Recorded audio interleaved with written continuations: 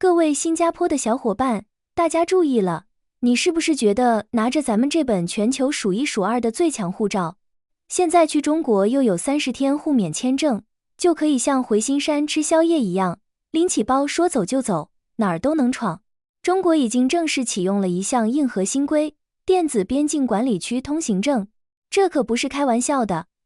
如果你计划去西藏看珠峰，去新疆走帕米尔高原，或者去云南、东北的边境线打卡，如果没有这张电子证，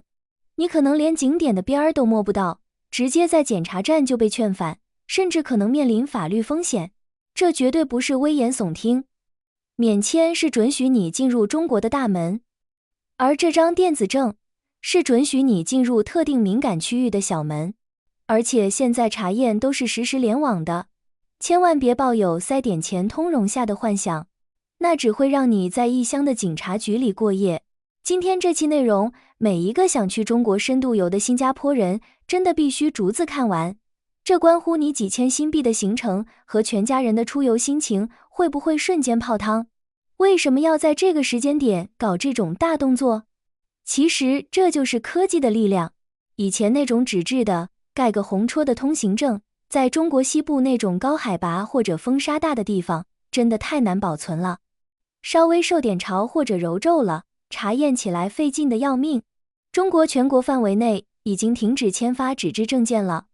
全面进入电子时代。现在的证件是一串16位的数字编码加一个动态二维码，就像咱们手机里的 SIM-Pass 或者电子付款码一样，扫一扫，你的身份信息、行程计划一目了然。这种数字化转型不仅是为了方便，更是为了跨部门数据的实时共享，让安检效率提高了几十倍。对于咱们新加坡游客来说，这里有个非常关键的细节。虽然中国本地居民可以用手机 App 几分钟搞定，但外籍人士，包括咱们新加坡公民，目前还是需要走线下实名核验的流程。别觉得麻烦，这是为了安全考量，你得带着护照原件、入境章，亲自去一趟县级以上的公安机关办证大厅。官方目前的政策是新旧并行，如果你在4月15号之前已经办了旧的纸质证件，只要没过期还能继续用，不用急着换。但如果你现在才准备出发，那就必须紧跟新政，去申请那个可以存在手机里，随时可以调出来的 PDF 电子版了。这种新政哪怕你手机丢了，只要能登录邮箱，随时都能找回来，再也不怕被洗衣机洗掉，或者在风里刮跑了。那么重点来了，到底哪些地方需要这张电子通行证？说出来你可能不信，新加坡人最爱去的那些顶级风景区几乎全在名单上。首先就是西藏，如果你想去阿里看神山，或者去日喀则的珠峰大本营发个朋友圈，没证门儿都没有。甚至林芝的墨脱、雅鲁藏布大峡谷这些地方都涉及边境管控。记住啊，去西藏你除了要办入藏函，这张电子边境证也是刚需，缺一不可。很多新加坡朋友以为到了拉萨就万事大吉，结果发现想去珠峰看个日出都过不去检查站，那真的是欲哭无泪，只能隔着屏幕看别人的直播了。再说说这2年火得一塌糊涂的新疆，你想去塔县看慕士塔格峰吗？想去走最美自驾线314国道吗？想去中哈边境的霍尔果斯口岸，或者那个像世外桃源一样的白哈坝村吗？这些地方统统都要证。还有云南怒江、腾冲瑞丽，甚至是东北黑龙江的北极村。这些地方虽然风景绝美，但地理位置敏感。中国这么大，边境线这么长，只要是跟邻国接壤的特定区域，管理都是非常严格的。尤其是一些新加坡人喜欢的自驾线路，沿途可能每隔几十公里就有一个检查站。别等到导航显示前方进入边境管理区，你才开始慌。那时候手机可能没信号，办证大厅在几百公里外，你真的会哭出声来。既然避不开，那咱们该怎么操作最稳妥？听好了，这可是实操干货。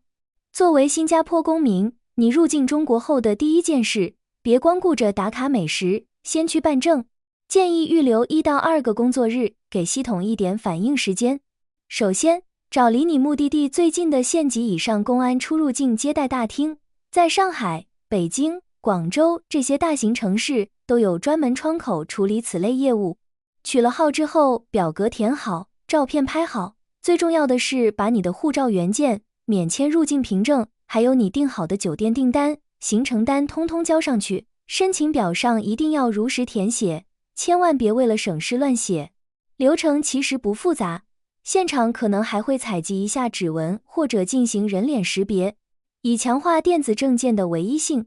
一旦审批通过，那一串16位的电子编码就会直接发到你的电子邮箱。这里有个小技巧，虽然是电子证，但我强烈建议你打印2份纸质版，放在不同的背包里，万一在深山老林里手机没电了，屏幕摔碎了，或者干脆没网了呢？另外，这种电子证的有效期通常根据你的旅游行程核定，一般不超过3个月。如果你是商务人士或者深度旅游达人，需要频繁出入边境管理区，记得在申请时提供更详细的证明材料，比如项目合同或聘书，这样才有机会办到有效期更长的多次往返通行证。